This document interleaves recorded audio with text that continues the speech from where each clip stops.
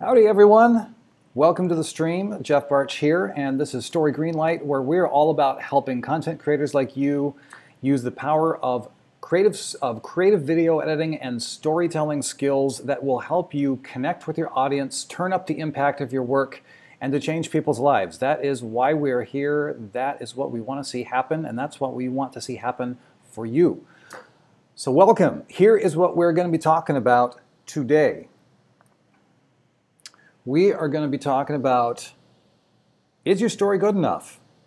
And just, you know, if you've been around Story Greenlight for any amount of time, you probably know that I'm not just going to drop out a single straight up yes or no answer to that, because it's more complicated than that. But frankly, the crowd here at Story Greenlight is really smart, which I love. I love how thoughtful you guys are. So we're going to be talking about, you know, the idea of telling stories with video. It can be easy.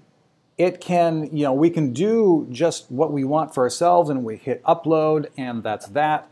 But man, if we really want to go to the next level and really connect with our audience and really make things happen as a result of our content, then we can't necessarily just do exactly what we want.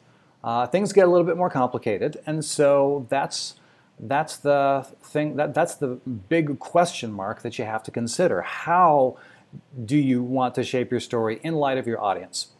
So that's what we're going to be talking about. Telling stories that work for our audience and for us too, because that's a really big deal too. It has to be both, otherwise you will burn out. So that is the deal, and here's why it matters. Because frankly, if your audience doesn't connect with your content, your audience will not grow. Your audience will not grow, or your audience will just straight up leave. So obviously, nobody wants that to happen. I certainly don't want to see that happen to you. So let's talk about how to make that not happen. Gonna check in just to make sure no one's yelling. Yelling that the stream is, something's wrong with it. Looks like we're all good for the moment. In case we're new, which for the record, I know that a lot of folks have found out about Story Greenlight through Tim Schmoyer, through video creators. And first of all, just straight up, Tim Schmoyer is the man. He is incredibly experienced and successful at what he does, both on a huge corporate level and on an individual level working with creators. He's actually a really humble guy. He doesn't really talk much about the fact that he has done strategy work for Disney. He's done strategy work for Warner Brothers Studios for some of their film releases. He's done strategy for YouTube, for eBay. I mean, the dude is legit. As if anyone was ever wondering about that by his subscriber numbers, but just he really knows what he's talking about. And so the fact that he trusts me, frankly, to uphold his reputation and to invite so many of you over to come over here is hugely encouraging. And I just want to say welcome if you're new here from video creators. So good to have you here. So. In case you are new, which I know I see some regulars here. I see some No Small Creator crew representing. Good to see you all. In case you are new, my name is Jeff Bartsch, and I have built my career editing television as a broadcast network television editor, cable and network television editing in Los Angeles. I've worked with a whole bunch of different entities, and I love telling stories. I absolutely love it. I love telling stories, and I love helping people like you tell the stories that you care about the most, and really helping get that dialed in. So that's a little bit about who I am. Going to be telling more down the road about talking about a little bit about my family. That's my wife Chantel, and that's my little son Levi. Got some really cool things happening with our family that I'd like to tell you about. But that is all definitely within the context of what we're going to be talking about in terms of story. Because frankly, we're all living a story. We're all living it right now. So if you are new, make sure you do hit the subscribe button on the channel here and hit that bell thing. New content every Wednesday. I don't put out enough content to get annoying with the notifications, so just do it. Hit the bell and turn on the notifications so you can get heads up when we're doing things like this and when new content drops. So that is what's going on there. Here is a question for you. What part of your content is most likely to make you ask, is this good enough? Let's just call out the elephant in the room here.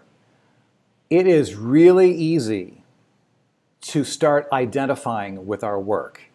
I mean, obviously this isn't just about video creation. This, in anything that we put incredible amounts of time and energy and our own emotion and all this stuff, especially if you're doing a vlog and you're talking about yourself or the people that you love, and whenever you have things like that, there is always a risk, an ever-present risk of wondering, is this good enough? And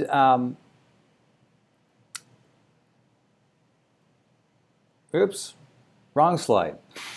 There is always a risk that you don't have everything completely figured out in your head. And frankly, I don't think we should. Just because that means if we think we have everything 100% figured out, that means that we're stuck and we're not learning and we're not growing. So that's kind of a big deal. Now, while you're thinking and typing about this, I'll give you a little bit of context for myself. One of the main learning curves that I've been learning about on YouTube since I started this channel last year, just the idea of, is this good enough? It's one thing to say, hey, I built my career editing content.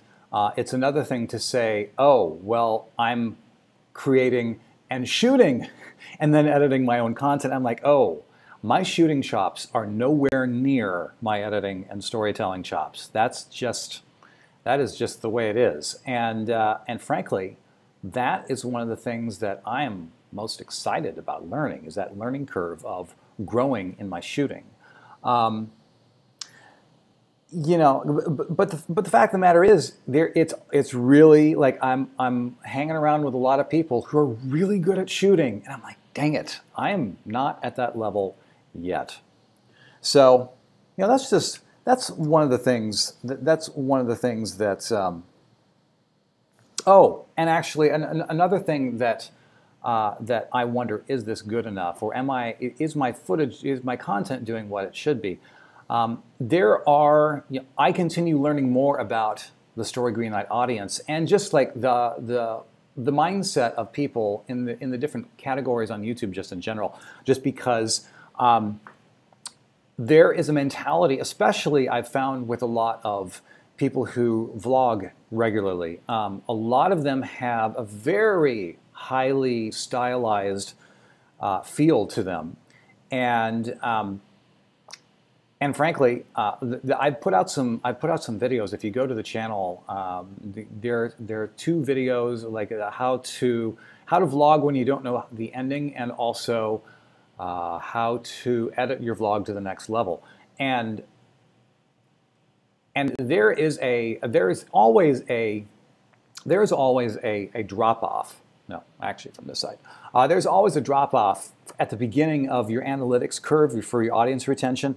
And you're at the very beginning, and then people drop off, and there's always some drop off, but usually it's just a little bit of a drop off, and then it bumps along, and then you get to the end, and it's like boom, down it goes.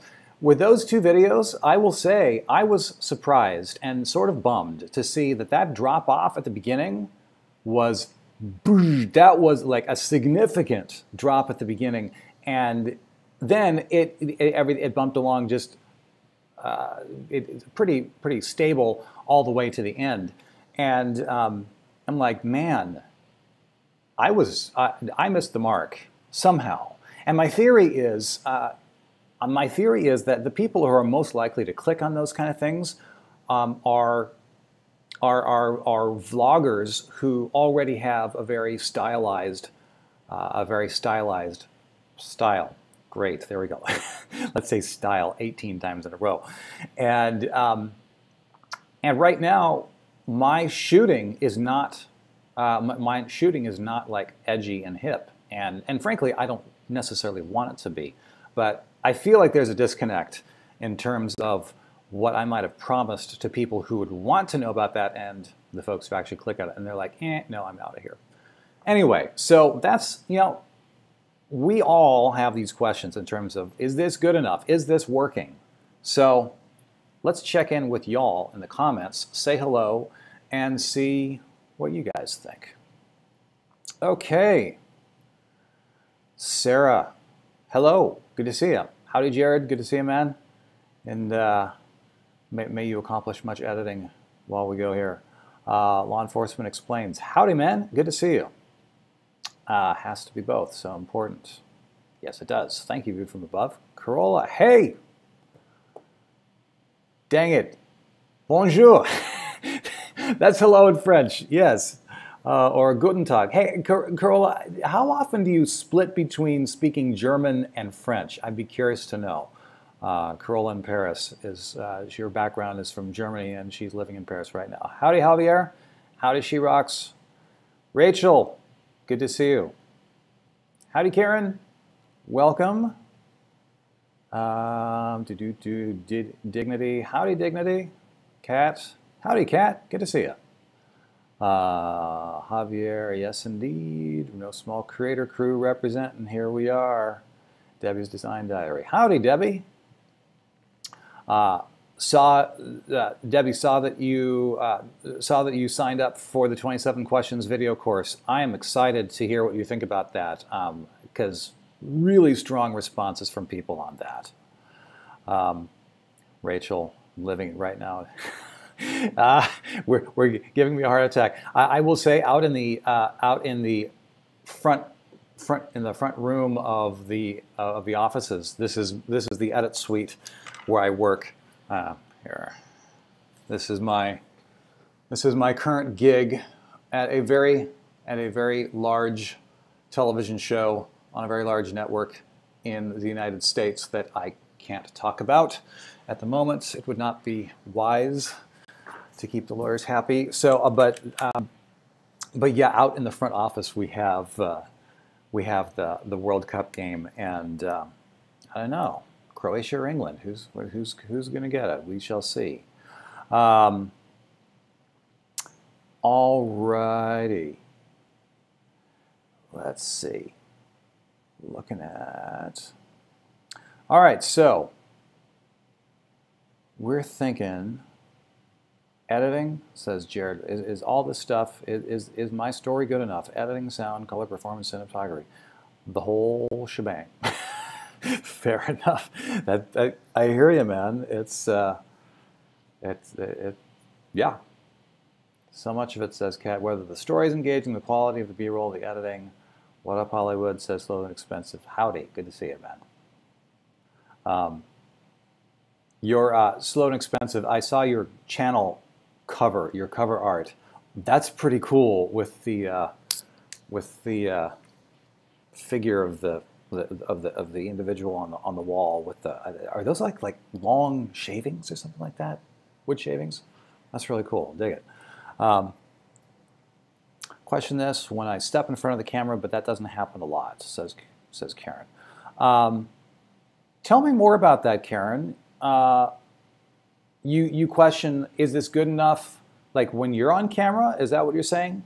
I'd be curious to hear more about that. Javier says, YouTube is much harder to do yourself than just being editor. Yes, it is. True at this point. I'm here, says Lewis. Right on, man. Howdy, good to see you. Glad you're back. Glad you're back, man. Sarah Joanna, definitely the planning part of things for vlogs. Let's see. I feel like not planning too much, have a lot to say, but I don't want people to get bored. Seeing my face talking, even though my audience can relate. Okay. Randomly, I'm looking at the comments here, and I'm just on the watch page, and I'm like, holy moly, there is a delay on this. I mean, I know there's a delay, but it's like 30 seconds or something. It's crazy. So Sarah Joanna, the planning part of things. I feel like I don't plan too much, but I have a lot to say, but I don't want people to get bored seeing my face talking, even though my audience can relate a lot. I'm just going to come out and say that's not something you should be worrying about. People want to connect with people, so put your face on camera. That's my 2 cents. And planning, yes. Planning, that's a balance to strike when you have the idea of, if you have straight ahead content that you like you know how the day is going to unfold, that's one thing. But man, if you don't know what's going to happen during the day and you're just rolling and looking for something cool and interesting, number one, you collect a lot of footage really quickly, and that takes a lot of time to edit later on. So yeah, definitely whatever one can do ahead of time with planning will help hugely during the shoot and during the edit. Ruckus. What's up, Ruckus? I'm always struggling at the moment with trying to shoot better footage, and it's frustrating because I can do it, but for some reason I'm just not where I want to be yet. Would you believe I identify with that? Yeah, and part of that is you may not always know whether it's the gear or whether it's operator lack of experience and expertise with the operator, and it usually ends up being a mix of both. But man, the only way to get better at it is to keep doing more.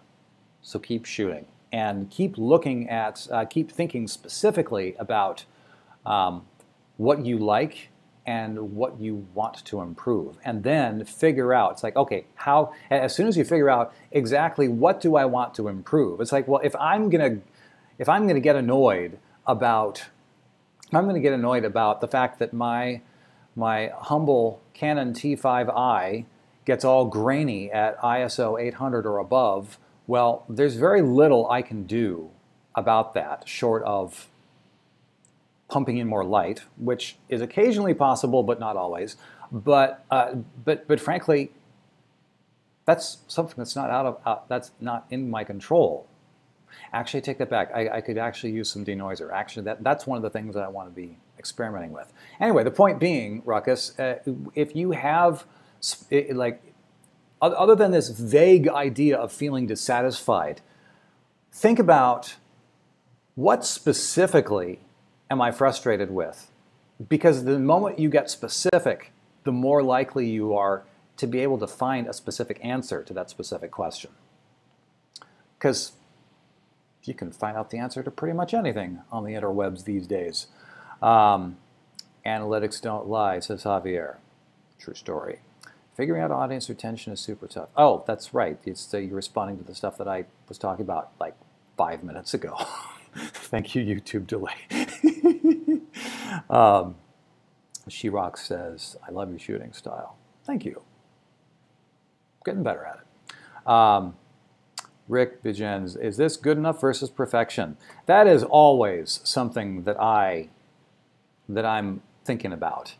Because frankly, here I am. It's like this is primarily an educational channel, and I'm presenting myself as an expert, which I genuinely am within my areas of expertise. The thing is, I'm not an expert in every area, so I always am wondering about that balance between, well, frankly, it's like, God help me if I ever allow any sloppily edited content to go out on this channel. That's not who I am. That's not what this brand is. That's not what I represent. The fact of the matter is, though, obsessing over editorial detail takes a lot of time. Balance. Maybe there are many people commenting that gets back to see your reply. Guiding Autism. Hi, Guiding Autism. Good to see you. Says, howdy from Houston. Howdy. It's all about commitment, says Lewis. You only really get better the more feedback and more you look for what you like and what you don't. Correct, move on. Feedback is critical. Feedback is a big, big deal. Debbie. Editing is a long process. If my video isn't exciting to me personally, it's hard to get through the process. It's the idea that drives me. This mindset often stops me from making new content.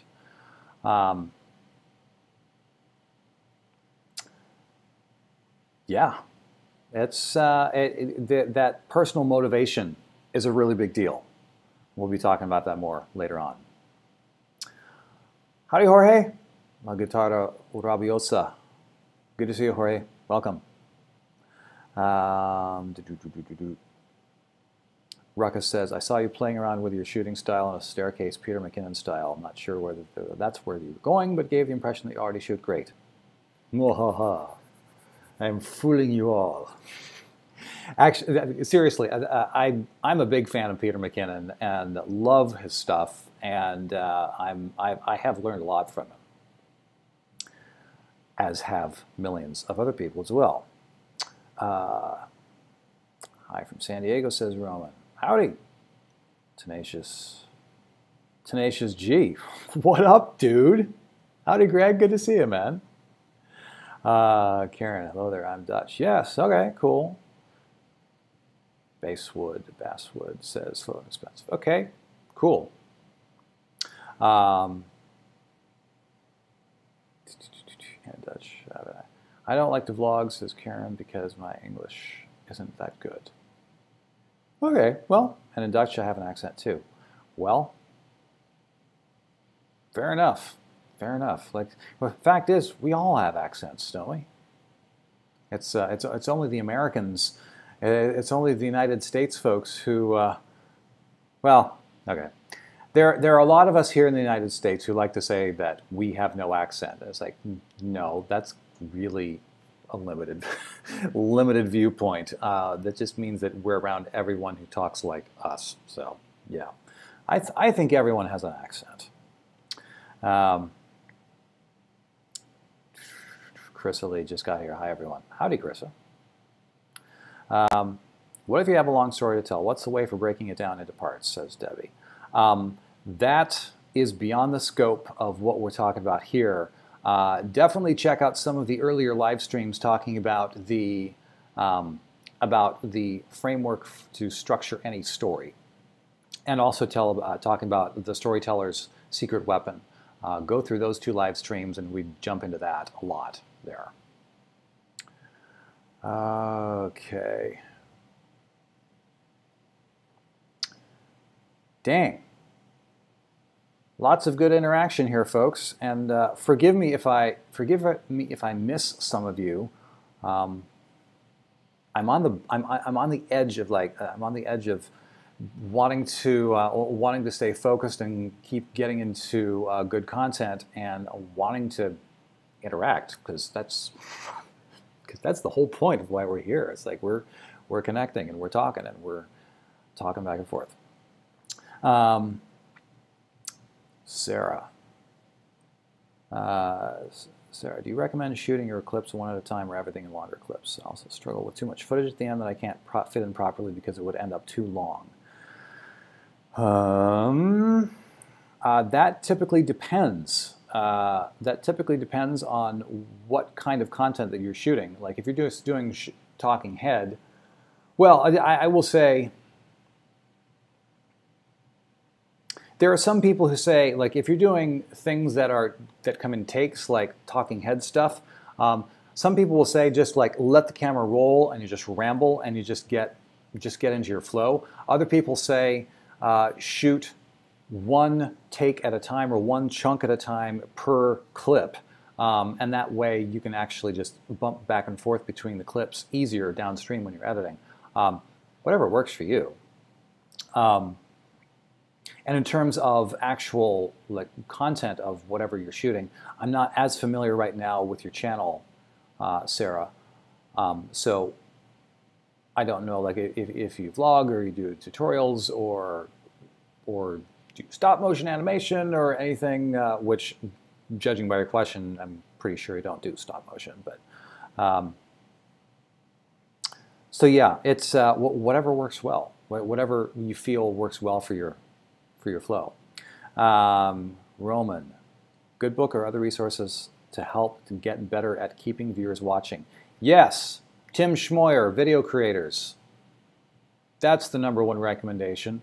And actually, like seriously, if you're not familiar with Tim's free ebook and the I believe it's like 30 days to a more subscribable YouTube channel, get that. It's the real deal. It's really good stuff. And also his other courses that you'll find on videocreator.com. He's got a lot to say about that, and he is far more experienced at the details of how to get that to happen than I am at this point.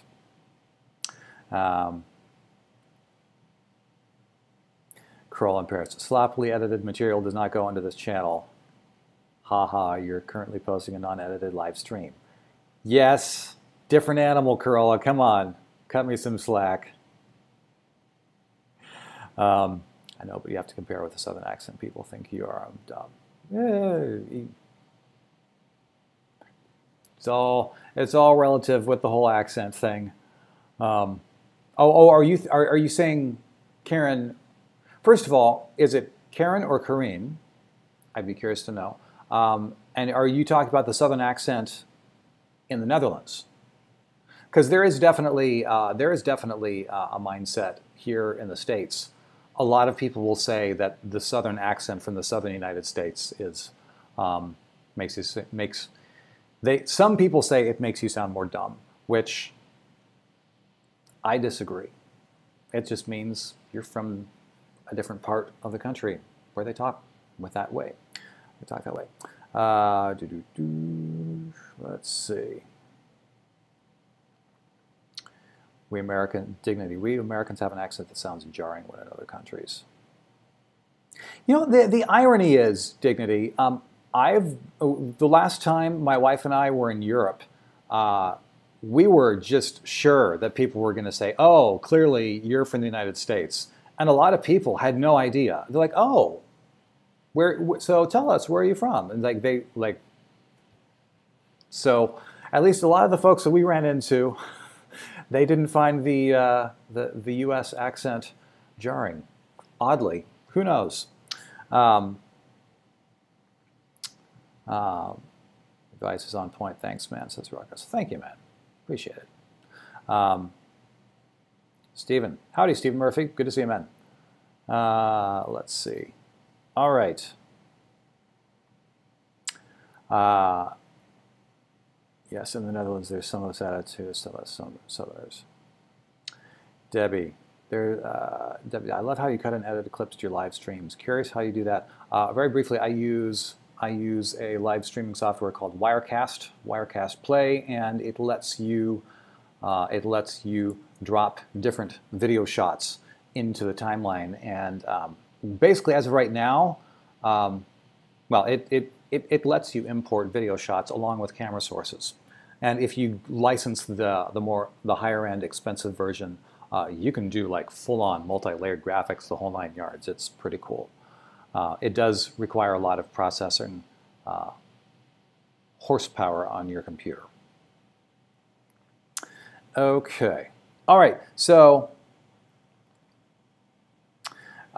let's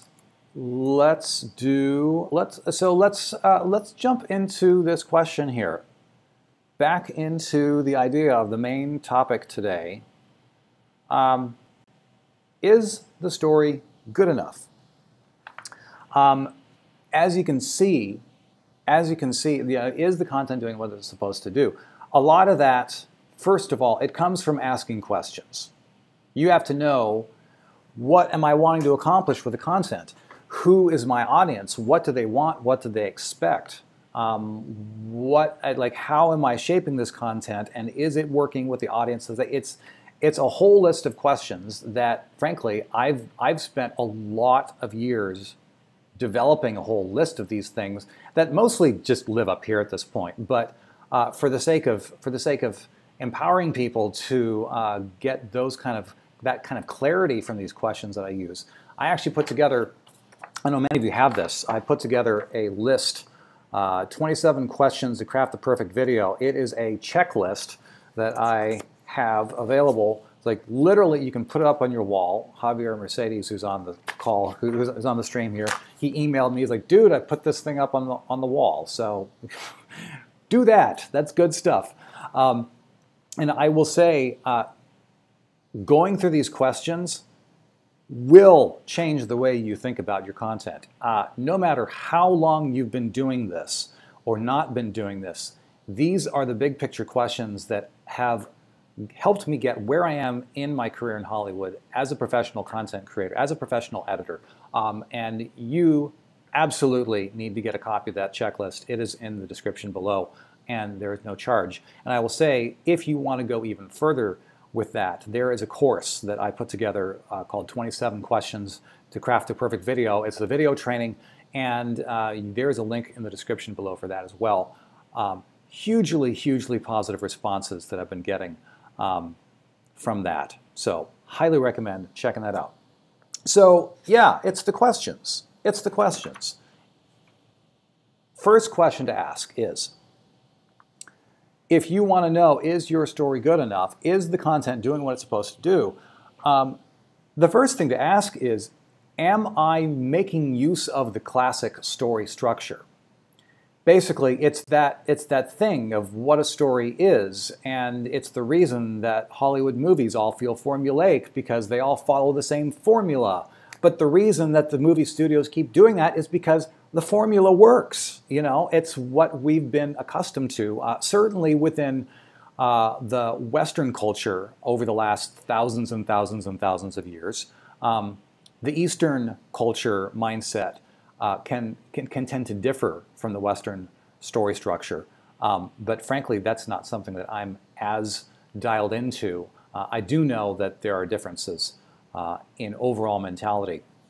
But man, the number one question to ask is, if I'm telling a story, is the story working according to this overall structure? Which, as I've said before, and as Tim and I were talking about on this collab video, which is also that I'll be talking about in a second. Actually, it's that right there. It's the idea of what is the structure of a story, and we talk about that it's a character wants something and overcomes conflict to get it and ends up being transformed as a result. And we talk about that more and how to implement that on that video. If you have not yet seen it, I highly recommend checking that out. It is called How to Tell an Epic Story from a Boring One. That's on Tim's video creator's channel. It's linked in the description below. You can check that out there. And so when it comes to really taking that first look at the story structure, this video is a great overview. If you want to go deeper, I recommend checking out this live stream, Your Story Framework. It's use this framework to shape any story. It's one of the live streams that happen on this channel. That is also linked below.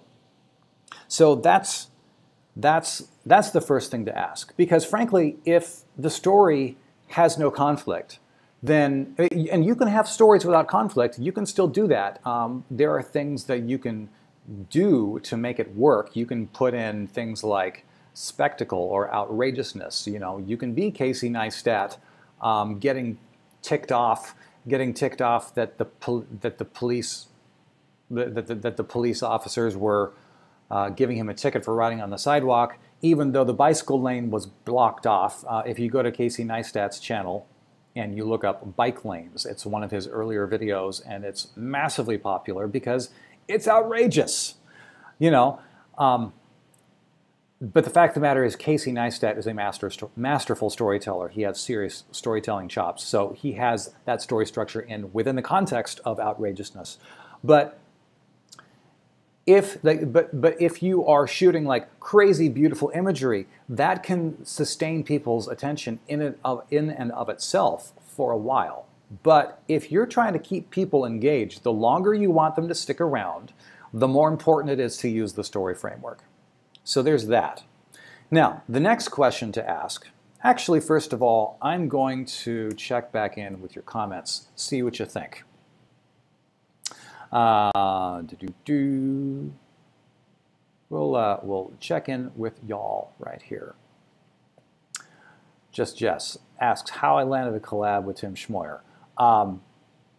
Basically by doing what he recommends doing, interacting with his community.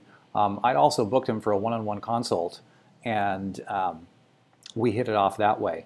But there are tons of times that there are just a lot of elements landing in place in terms of what Tim is wanting to do. He's wanting to do more story-driven content and on his channel, and and he said that multiple times.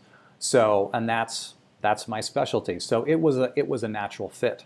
But it's like the number one thing is to find, if you're wanting to collaborate with people, you need to find commonalities, and especially if you have a shared mission and a similar audience. Those are huge ways to get collaborations like that. What's update? Hello, good to see you. If you make a genuine effort to connect with and help someone, they will love your voice. Agreed. Philip Pages, I downloaded the checklist. It's thought-provoking. My brain is racing to think about how my content will change in the future. Awesome. Good to see you, Philip. Very cool. It says, where can we download the 27 questions? There is a link in the description below this video. Oh, says Ruckus. Of course. I need to read forward in the comments. Let's see.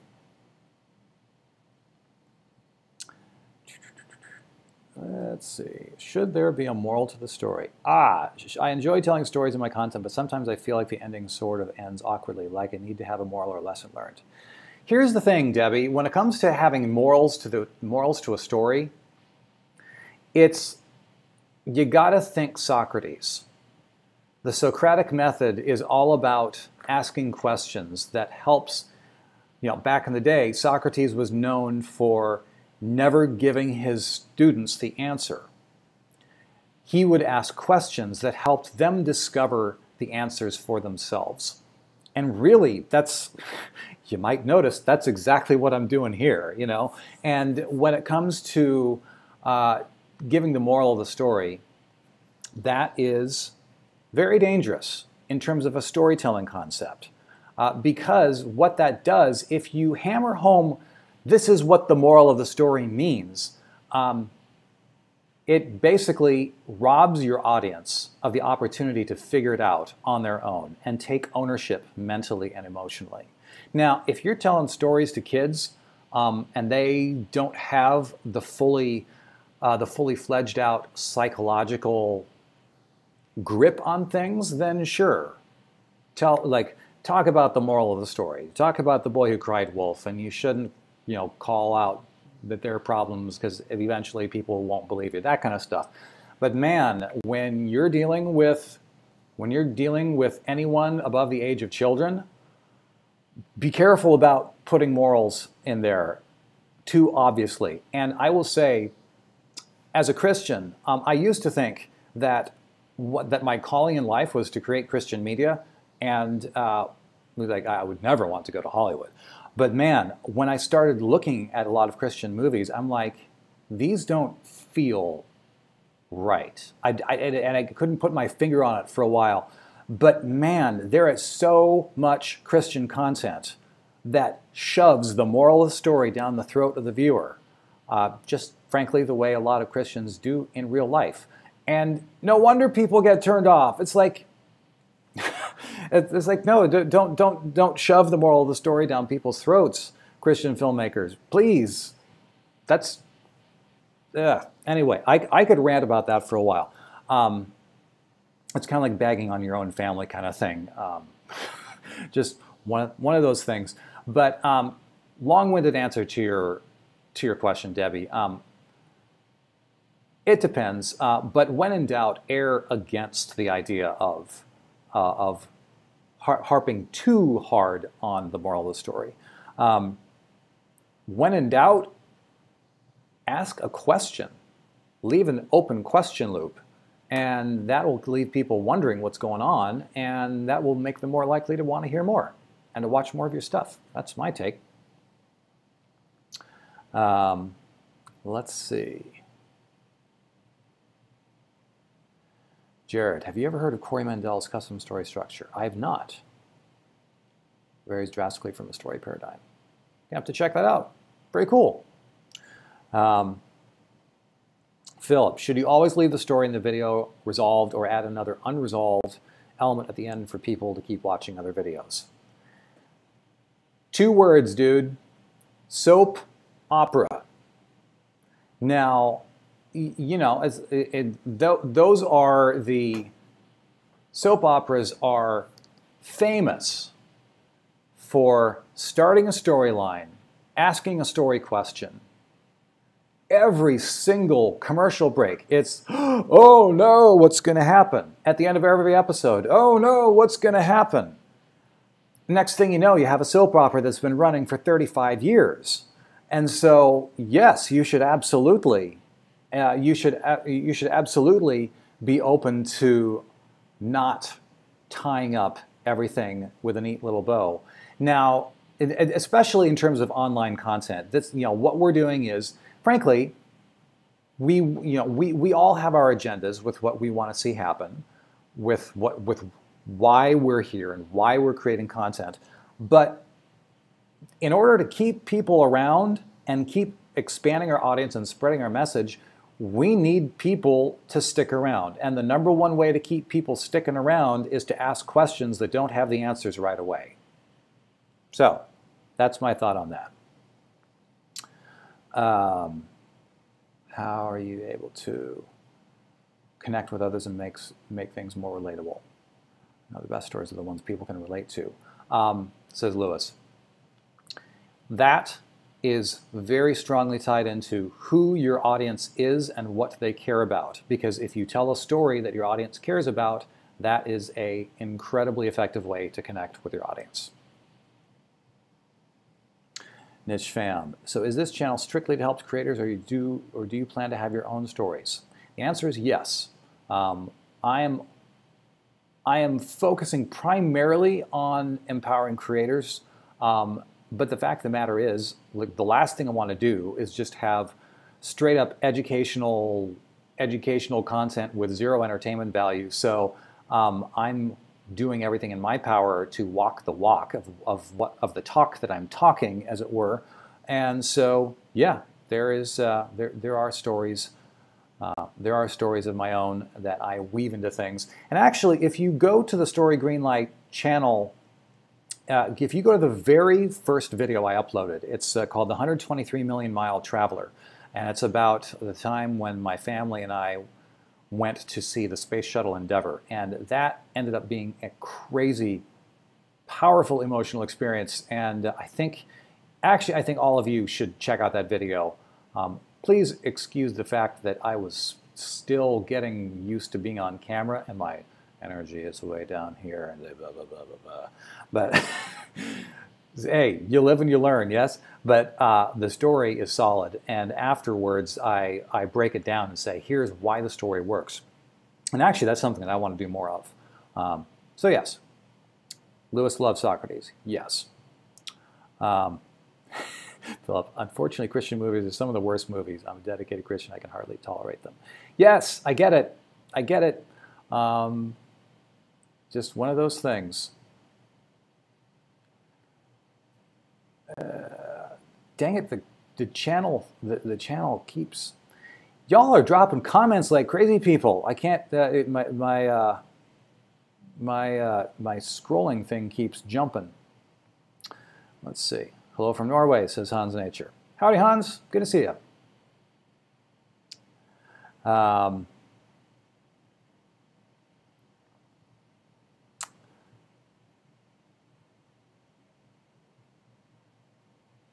Oh, Jared. Sore subject. Okay. Let's see. All right. So let's go back to the next chunk of concepts here. In terms of, is the story good enough? Is your content doing what it's supposed to do? Now, for those of you who you may or may not know, there's a website called thepoweredit.com. That's the previous version of online business that I started some years ago. And in the process of that, I wrote a book called Edit Better, Hollywood Tested Strategies for Powerful Video Editing. It is available online around the world. It's available in hardcover, not hardcover, it's a soft physical form audio book on audible.com and via Kindle on Amazon. It was written primarily for people who are focusing specifically on editing. Hey, not allowed. Go away, phone. Okay, where were we? The book was written mainly for people who are focusing on editing, but really, in terms of content creators like us here, if you really want to dig in to what makes editing work, I highly recommend that book. And one of the ideas that I talk about in there is the 3 hats of the editor. Now, in this case, I'm just going to modify that slightly and say it's the 3 hats of the content creator. And the fact of the matter is, these 3 hats, this 3 hats idea, it fits in to pretty much anything, any sort of job, any profession that you put your hand to. So I say that when it comes to content creation, the 3 hats, main hats you have to wear are the technician. You have to know how to push the buttons. You need to know how to operate the camera. You need to know how to operate your editing software. You got to know how YouTube works, all that kind of stuff. So that's the technician part. That's the ground level. And then the next level above that is you have to be the creative. You have to know what you're doing. You need to have a concept for what your content is. You have to have a style. You need to develop your style for how you shoot and how you edit, all that kind of stuff. You need to have the creative knowledge of how you write your copy, how you title your videos, how you write the descriptions in the videos, how you choose the keywords and all that stuff. So those are the first 2 hats, and what we're going to be focusing on here is the psychologist hat, because if you want to know, is your story good enough? Is your content doing what it's supposed to do? This psychologist hat is a big, big deal. And there are 3 parts to the psychologist hat. And the first part might be an issue for some of us here. It's most definitely an issue for me in terms of my editing here in LA. You have to know, as a psychologist, you have to know the mind of your boss. You have to know what you are expected to do, and you have to deliver that in the best way possible. And of course, the higher up you go, like for instance, if I'm working on a small cable show, I just have a couple layers of executives that I need, or maybe even just one main producer that I need to keep happy. But when you get on a big network show like the one that I'm cutting right now, you have multiple layers of executives here at the show, and then you have multiple layers of executives at network they all have input. And it gets even more crazy when you're in the film world. You have like 30 layers of bosses that all have to lift their leg on the project and be happy. But so if as content creators here, if we're doing content for on behalf of a brand, they are the boss because they're paying the bills. We got to keep them happy, or the other, or like if you're at an agency or whatever.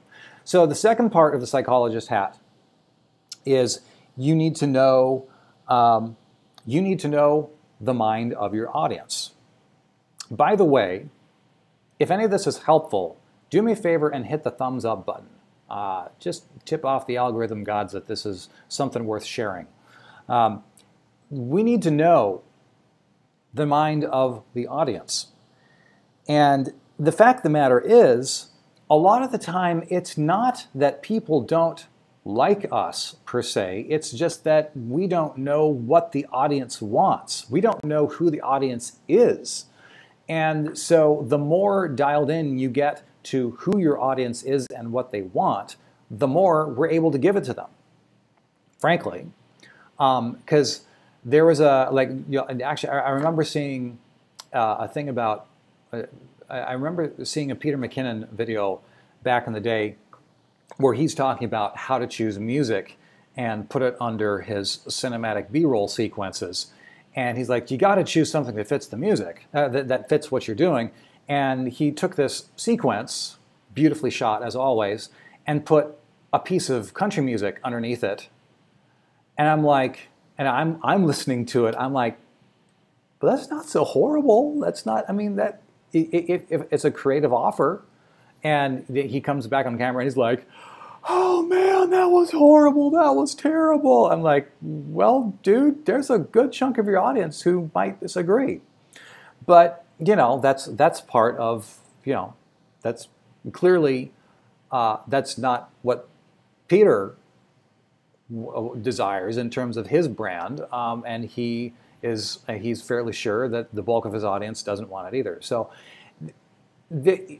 if there is a mismatch in terms of what the audience wants, like if your channel is about NASCAR, you damn well better be using country music on that, because that's just integrated into the NASCAR culture. You know, it's a hugely southern United States kind of a cultural thing, and those are entwined just like that.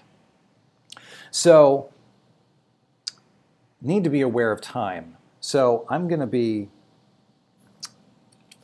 let me just double check. So I mean, so really, when it comes to wondering, is your story good enough? Is it the content doing what it's supposed to do in the context of the psychologist hat with your audience? That's about asking questions like these.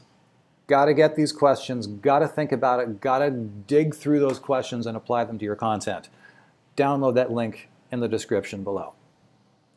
Now, the last element of the psychologist hat is we need to know the mind of ourselves. And I'm just going to say, social media is terrible for helping us develop our own sense of self-confidence, because no matter how confident we are, it is incredibly difficult to not compare ourselves to other people's lives on social media, to the shiny images on other people's Instagram streams, all that stuff. I'm just going to say, we as human beings are hugely invested in making ourselves look good.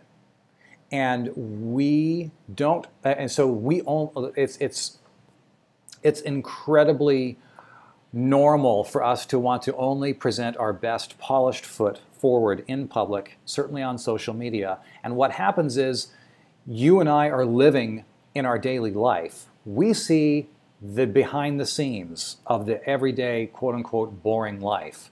You know, that's exactly the kind of thing that Tim and I were talking about on this video. And we don't, and we feel like, we feel like our life doesn't measure up. Our content doesn't measure up. Here's what I have to say about that. Stop comparing your behind the scenes to other people's highlight reels. Because if you are asking if my content is good enough and you're comparing yourself to the other folks, it is incredibly easy to do that. So my thing that I always seek to do is to, in terms of understanding myself as a content creator, I work incredibly diligently at not comparing myself to others, but comparing my current self to my previous self. Because like if you compare my recent produced pieces on Story Greenlight to the earlier pieces, like to the very earliest pieces, you will see a significant difference, both in on-camera presence and in shooting and in editing and all that stuff. And I'm proud of the fact that that I'm working on one-upping myself. And I offer that to you as a way to help you improve in terms of your content. Now, let's see here.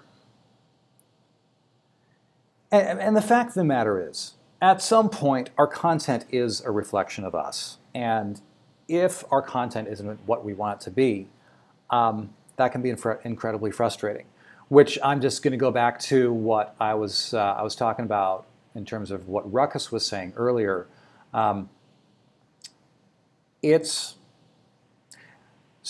Brain going a million different places.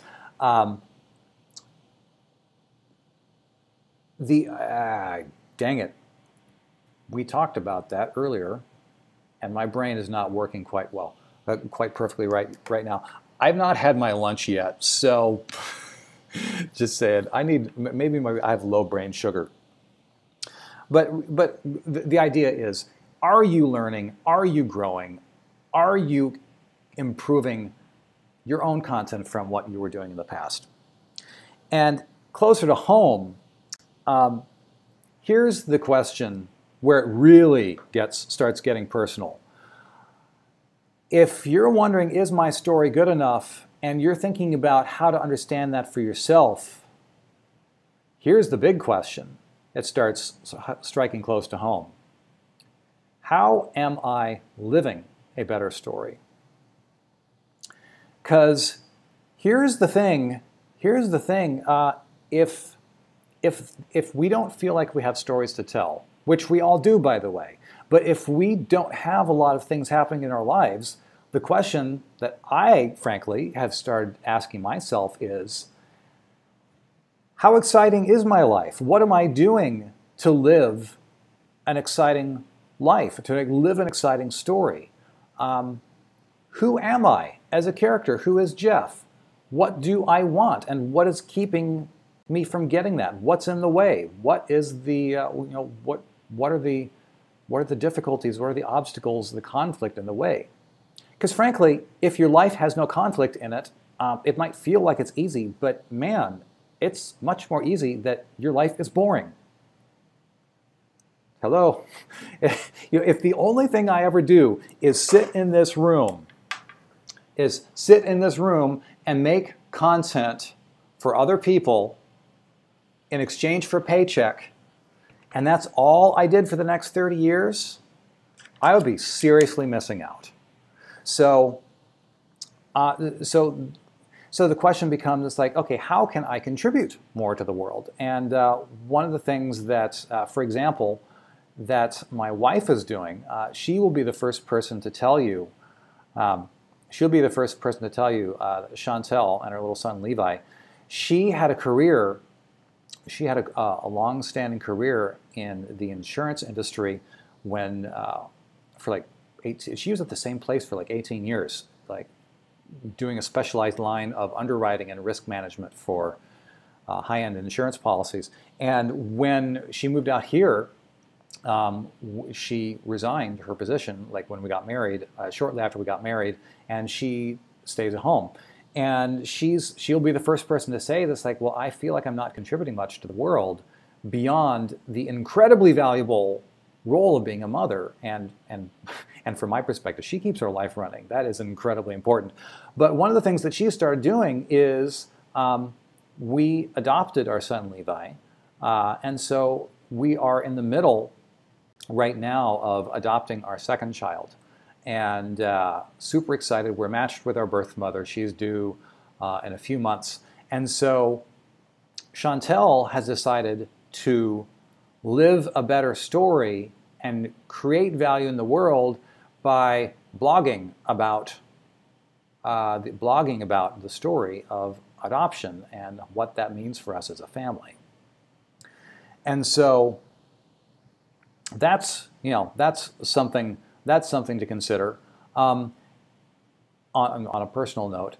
And there are lots of other ways that we could go with that, but time is running short, so I'm going to jump back into the comments. Let's see here. I'm just going to have to let some questions go here, folks, because I'm literally on my lunch hour and I need to be conscious of time here. Feel like I pretty much only have the psychology hat, says Sarah Joanna. Well, and the fact of the matter, Sarah, if you feel like you only have the psychology hat, number one, I would say you're probably not giving yourself enough credit as you actually deserve. And number two, it also gives you specific areas to improve in. Either way, it's something to be encouraged about. And frankly, the psychology stuff, that's the hat that a lot of people never actually think about. And they just kind of let it slide, and then they wonder why the stuff isn't working. So be encouraged. Keep doing your thing, and keep learning, and keep growing. You got this. Let's see. Michael Rizzola, I'm loving your channel. Great content, valuable information. Thank you, man. Let's see. Hans Nature, NASCAR with country music. How about the rock music to car videos? That too. Totally fits. Yes. Let's see. Everyone has a story. My favorite segment ever. Tenacious G. Love her blog. So do I. I also love her. So cool that you're here, Greg. Howdy, man. Hello again. Good to see you. Tenacious G84, it's my buddy Greg. He and I go back way, way back, like, good grief, almost 20 years back when I first moved out to LA. Let's see. Dude, go eat lunch, says Ruckus.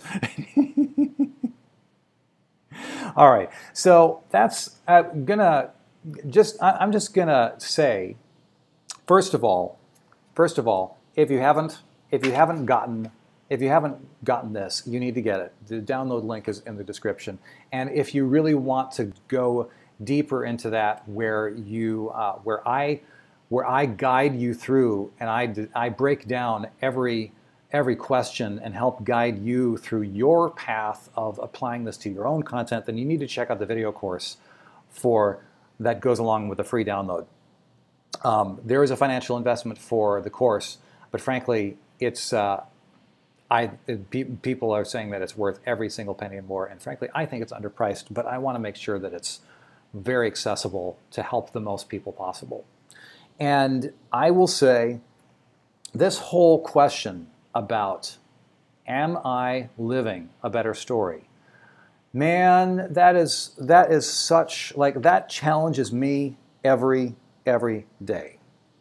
And when it comes to content creation that reflects us, because you have to, with the psychologist hat, you need to keep your boss happy, you need to keep the audience happy, even if the audience is the boss, and but you also need to keep yourself happy. You need to know yourself, and you need to operate in a way that keeps you motivated to continue spreading your message. So it's a constant challenge for us to know ourselves and to live a better story so that we can keep learning and growing and help other people doing the same thing. So that is the stream for today. If this has been valuable, hit that thumbs up button to let the algorithm gods know. And in the meantime, I'm Jeff Bartsch. Thank you for being here, and keep spreading your message, because you matter, your message matters, and people need to hear what you have to say. I will see you next time.